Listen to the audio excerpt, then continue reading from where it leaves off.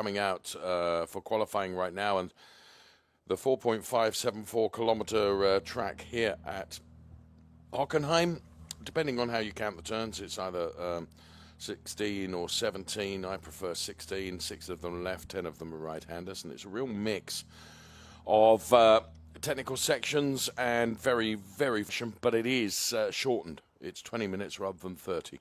We will see Jasin Ferati and Max Mugelli and Andrew Morrow, and is for young talent, that's for sure. And talking of young talent, driving the number 1 car is Jasin Ferati for the Ferrari racing team. So we'll see what Jasin Ferati is able to do. That car wearing the number 1 by dint of the fact it was the championship winning car last year. And it was Giacomo Altoe, another young star driver. As Jasin Ferati just keeps it out of the gravel. Good job done there.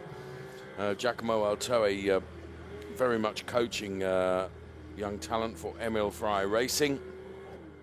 And talk of the devil, we can go into the garage there, and so we split the shot and you can see the inside the garage of Ferrari Racing. And say Giacomo Altoe, champion last year, and what a good job he might be. So there you can see 7.5 tenths he lost.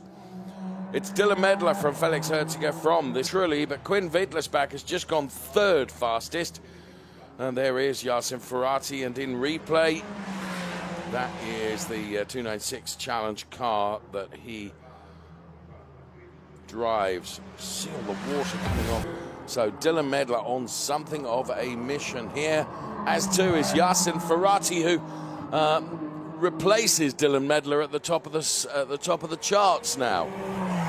So where Jasin Ferati, first sector on this lap, almost a second quicker, almost a second in one sector. So, and there he's very, very sideways, controls it, and I mean, that certainly wasn't the quickest way around there, which is not to say that he doesn't have an improvement in this lap anymore, but certainly that was not quick, but it was well controlled, and that just shows his driving skills. I mean, you can see he lost 4 seconds in that sector. So that lap binned, but with 8 minutes 40 seconds, there is still lots of time to improve. Others around him will overtake him in the meantime. Felix Herziger quick, Gilles Renman quick, Henri Hassid quick, Dylan Medler also quick. So we will see where that puts him for the time being.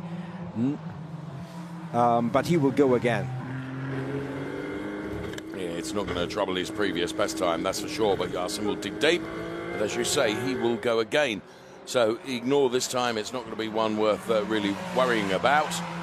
But there you can see, very nearly 3 seconds down on where he needs to be. It might be this lap now. He's got to keep it within the white lines and make sure it stays on that tarmac, of course. And that, in these conditions, is no mean feat, as we highlight the Ferrari Racing driver Jasin Ferati. And in replay, just the back end of the car stepped out a little bit. I mean, it was masterful control, but as Nico pointed out, it's far from the quickest way around this track. It's Felix Herziger P1, Jasin Ferati P2, then it's Dylan Medler. Here comes Jasin Ferati then, quicker than anyone through Sector 1, personal best through Sector 2.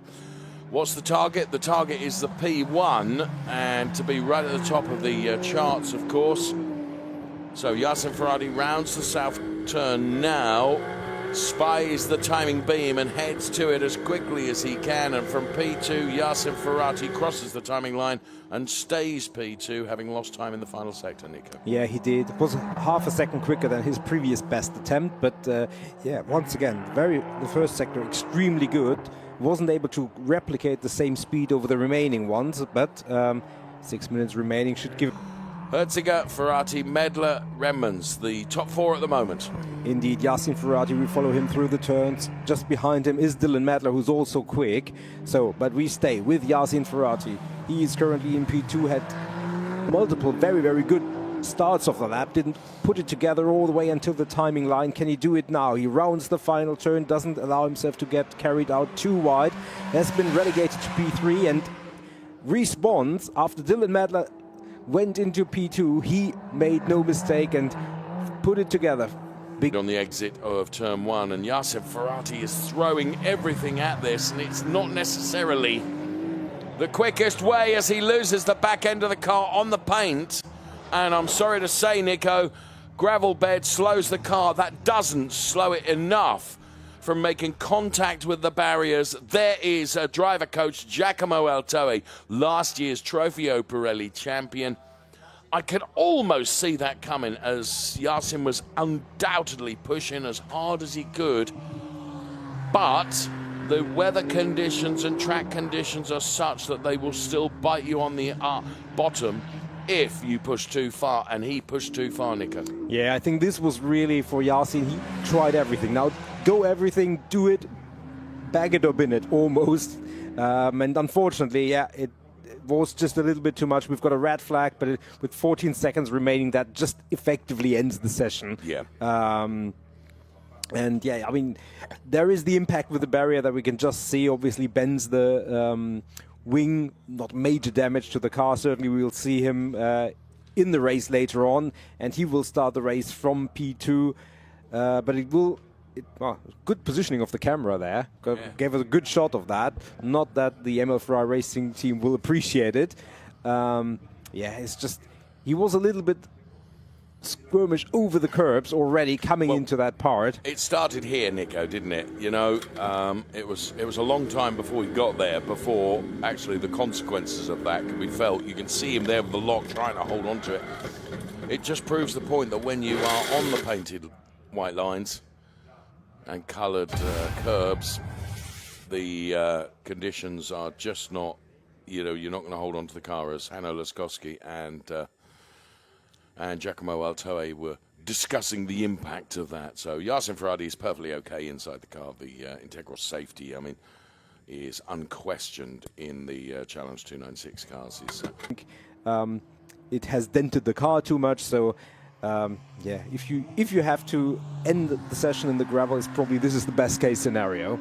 Yeah. And with 14 seconds remaining, I don't think it affected the outcome of the session too much. There were some drivers still on quick laps, Jill Renman, but well, Dylan Medler, another one potentially who could have improved, but yeah, there we are. It is what it is. It is what it is, and this is how it was. Felix Herziger then continuing his.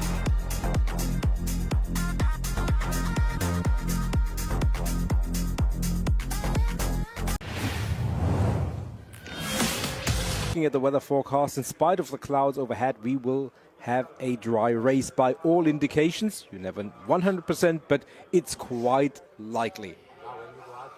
Jasin Ferati, the ML Ferrari racing driver, will be going from P2. Now, then it was Henri Assi that almost found the grass and controlled it beautifully. However, it wasn't going to be good control for the likes of Max Mugelli, Dylan Medler and Quinn. Position, but it all went horribly south right at the start of an extraordinary sprint right at the end of the... It's a very fair point you make, as the Richard Mills safety car will peel off into the pit lane. It will be the responsibility of Felix Herziger and Jasin Ferati to control the pace of the rolling start. Every car has to go for you. Every driver, you must go through your grid box before the start of the race gets underway. Let's go racing, drag race to turn number one then, and Felix Herziger and Jasin Ferati hanging it around turn number one. Hendrik Viol looking like he's okay, and Jasin Ferati is absolutely determined to stay with Felix Herziger and try and make a move right at the start of this race. He's not going to be able to hang it around the outside going through turn number two, and that disadvantages him and plays it to tenths that he'd got. I reckon it might be even more than that. No, 8.71 as he there. We're very nearly in Mannheim, and here we can see it from another angle. Look at this. I mean, now in fairness, Jasin Ferati had no choice in that. He kind of had to do that. But I think it's fair to say that race control take a more lenient view of track limits, don't they, on the opening lap of the race, particularly. Have a look at that, but yeah, definitely more lenient around there. Same way as it did in race. He will be hoping to try and take the race to starting in single file, Nico, when they do go back to racing, which I suspect is not going to be very long from now. With just the Quinn Vidlis-Mac car to recover, although there were a couple others off at the hairpin. So to Jasin Ferati, Gilles Renmans, they are the top three as we look at Jasin Ferati. Top three for our AM drivers are Marco Zanassi, Hendrik Viol and David Gosner. Herbert Geis right behind him. Herbert Geis on the podium yesterday, and then Andrew Morrow, who had a DNF yesterday, is running in P5 in Ferrari Challenge Trofeo Pirelli M. Big shout out to the Morrow family, with whom we shared some time last night. Very enjoyable it was as well. So Jasin Ferati weaving from side to side out of this race. So safety car speeds up now and will make haste its escape to the pit lane. And once again, Felix Herziger, he's almost in anti-stall mode, isn't he? He's really backing them up, Nico. Yeah, absolutely. He's really, really slow. Seeing all those in our message batch, and one by one they appear on your screen as well. So three control feel that three drivers did not start the way they should have done. Yeah, absolutely. It's just to keep the lines in order and not everybody being left, right, and all over the place on the start. And that is something that if you run behind another car who is not doing that, you're very... Not the tarmac necessarily. Exactly. Which is difficult in the how low the drivers sit in the cockpit anyway. So it's effectively a little bit of a error that's instigated by the one at the very front. Yeah, the one bad news that I have for yes. Enzo Trulli and his fans is that I'd be quiet if I were you. he's already got 3 track limit excursions. That means one more over the remaining 14 minutes would mean he would pick up a 5-second penalty. So he is among the top. Hendrik Viol and David Gosner has not been overtaken by Herbert Geis for the moment. Could this be an opportunity for Herbert Geis to maintain his podium placing, or is he going to be usurped by David Gosner? We will see. What have we got? 13 minutes plus 1 lap. Jasin Ferati has not allowed Felix Herziger to get away. So on board, is that Dylan Medler, Nico, or was that was Gilles Renman, was it not? And that's why, I mean, Enzo didn't really have to work too hard at that overtake, did he? Yeah, no, you're right. That was definitely the overtake that we didn't see. And thanks, guys, for finding that and making sure that we all got to see it. And yeah, Enzo Trulli picks up a P3, but he also picks up a 4th track limit warning. And that, unfortunately, will undo that overtake. 5-second penalty, and that will drop him provisionally all the way down to position 8 or 9 overall. But it's still a long distance, and now he has to focus on just being as quick as possible to hope. And Jasin Ferati is also on the cusp, Nico, of falling foul of the race direction team, because he's got 2 track limits excursions. Now he can afford to take 3, can he not? Before he picks up a penalty.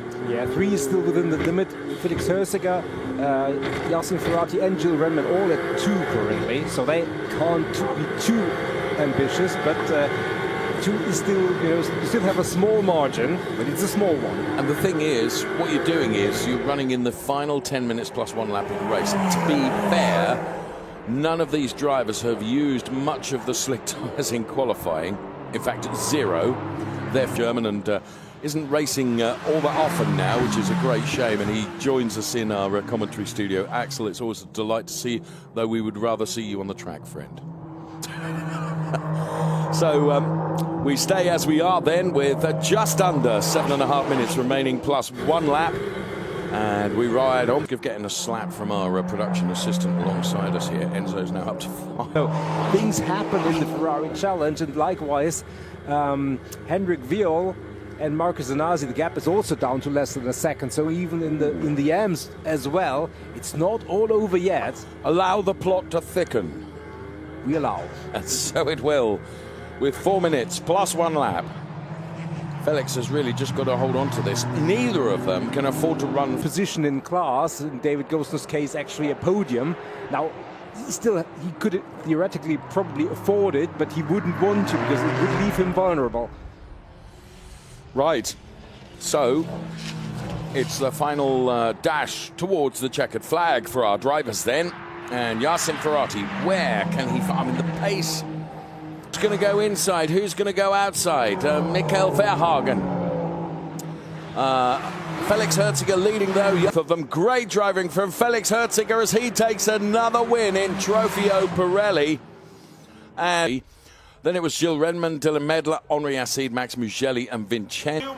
Jasin Ferati.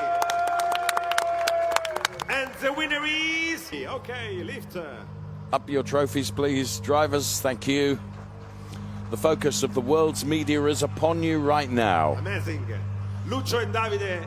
So everyone escapes, and who's going to win the champagne race? It's going to be Herziger. Without champagne.